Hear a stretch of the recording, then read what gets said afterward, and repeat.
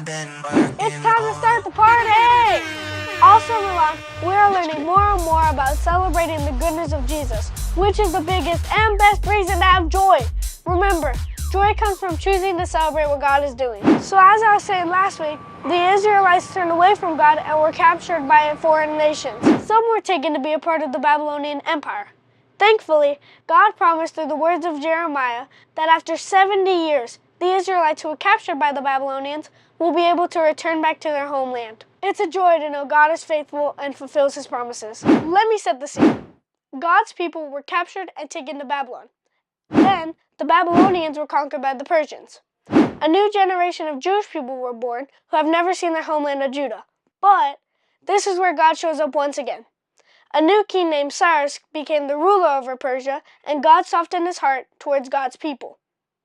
We find the message the king sent out to his whole kingdom in 2 Chronicles 36:23. Cyrus, the king of Persia, says, "The Lord is the God of heaven. He has given me all the kingdoms on earth. He has appointed me to build a temple for him at Jerusalem in Judah. Any of his people among you may go up to Jerusalem, and may the Lord their God be with them." This is just what God had promised through the words of Jeremiah. Not only did King Cyrus give his blessing so they can go back to their homeland and build the temple, but he also gave them thousands of gold and silver dishes that were originally taken from the temple 70 years before. Amazingly, over 40,000 Jewish people were able to go back to their homeland in the next few months. Disclaimer. The following event should not be construed to represent an entirely true or accurate recreation of any actual event or events that may not have transpired. We do not warrant, represent, or make any claim of authenticity or historical correctness of any event or events and or incidences projected in this video. Some character names, places, forest, animals, history of any person, living or dead, forest, or buildings described in this video may be fictitious, and any resemblance to reality is purely coincidental or unintentional. The director, artists, and other associated with this video are all God-fearing, law-abiding citizens and have not created this video to incite any disorder or lawlessness. Yesterday, we got up very early, got our water, head out the door, got in the truck, and drove for hours to Wolf Creek Falls, which has the most mesmerizing waterfall. And once we arrived, we remembered we forgot our bug spray. But that wasn't gonna stop us. We're gonna see this waterfall. And so we started walking, climbing, hiking, punching bears, dodging arrows, eating bugs. And after an hour of walking, we forgot our water in the truck. I don't need water! Water's for quitters! Which was already so far away from us. And so after 2 hours of walking, we saw nothing. There was no Grand Waterfall. But there was a little bit of water, but that's not what we expected to see.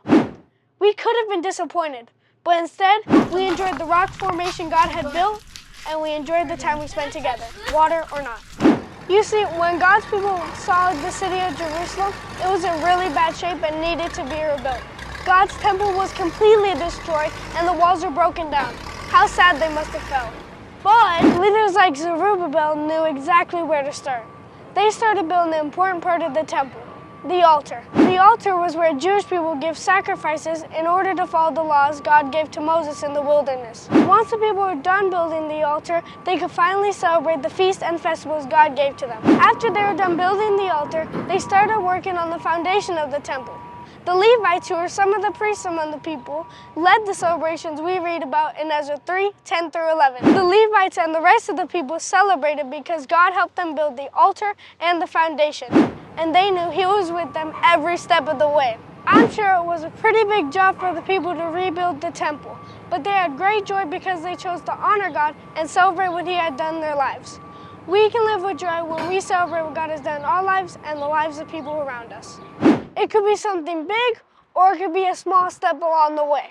God is working in our lives all the time, and that's something we should celebrate. This week, we were able to celebrate my older sister, Juliana, graduating from her career and technical school, and now she is a CNA. She is taking her steps to become an ultrasound tech, and we are with her to celebrate each step of the way. The bottom line is, celebrate each step of the way. A cheerful heart made you healthy, but a broken spirit dries you up. Proverbs 17:22. And that's gonna do it for this week, and until next time, keep reading your Bibles, kids! And Wolfpack